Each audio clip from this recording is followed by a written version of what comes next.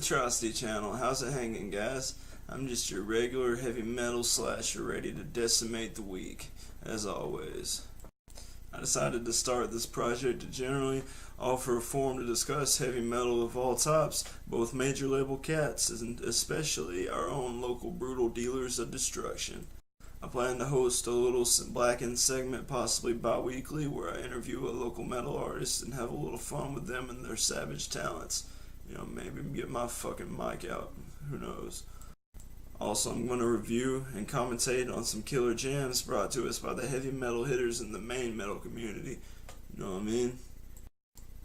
I plan to use this atrocious outlet to also keep you updated on local and high-profile shows, and when I can, I plan to provide coverage and live streams of local events.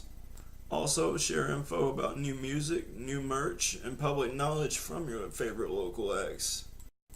As mentioned about reviewing songs, in the next scene of this video, I'm going to do a commentary on a heavy metal classic this broadcast is going to slay, so to speak.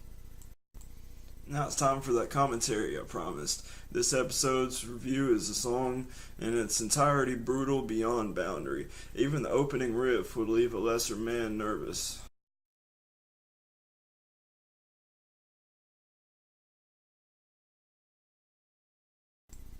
Today's song is the legendary Seasons in the Abyss by Slayer. It starts with a traditional, dark, old-school, thrashy instrumental hinting at black, ominous depths. Then it breaks down into a fast-paced ballad of sheer madness. Razor's edge, outlines in the dead, incisions in my head. Wow, what an opening line. Frozen eyes stare deep in your eyes as you die! Of all bands' titles, Slayer deeply pursues the vast art of death. Or could the death he infers to insinuate something even darker? Slayer, continue. Close your eyes and forget your name. Step outside yourself and let your thoughts drain. Psychological or eclectic roots could this be derived? I see this thought coming to a man who is at his breaking point and finally releases years of hell put on him by a monotonous world.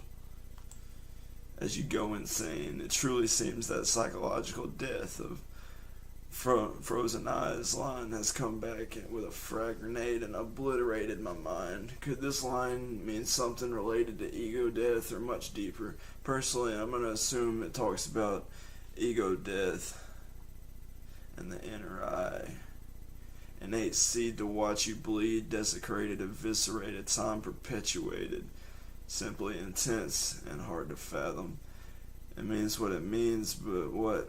Growing suffering, I wager. Hell on earth. Doing a little research with Google, some theories point towards ancient Egyptian pharaoh and his slaves. Some theories draw up a dark memory of a man named Aleister Crowley, who fell off the deep end of sadistic paganism. Inert flesh, a bloody tomb, a decorative spatter brightens the room. Weird how in this lyric it could be speaking of Pharaoh or Crowley. Note, Crowley long bought into the ways of ancient Egyptian lore and magic. An execution, a sadist ritual. I could see again Crowley and a harsh Pharaoh god king inspiring the sheer frostbitten hate. Mad intervals of mind residuals. Now this comes straight from a Megadeth type deal. Psychosis and negative thoughts and actions. It further points to a Crowley influence, I believe. To sum up my beliefs, I'm a huge fan of this song. The sheer esoteric feel and symbolism points to the author to either be entirely consumed by wielding the metal, or else he himself might just be a little insane. Mad credits to Slayer for such thought and emotion-evoking presentation of heavy thrash metal done right. Loud. Do you have any comments or theories involving my review? I'll be glad to hear your views. Hope you like this brutal recital. I plan to do these reviews regularly. Now time to switch gears. Upcoming events. To finish off my broadcast, I'm going to talk about some shows. Tomorrow night, the Hypnotizer will be doing that shoegaze ritual at either Copper Top or Maggie's. I'm not entirely sure. You're going to have to ask the man himself. Also, the Boneyard Mafia. I got a little thing for you guys. If I can find it. There we go. The Boneyard Mafia will be having an album release party Saturday night at the good old Copper Top. So come party, motherfuckers, featuring the Moose. Let's see.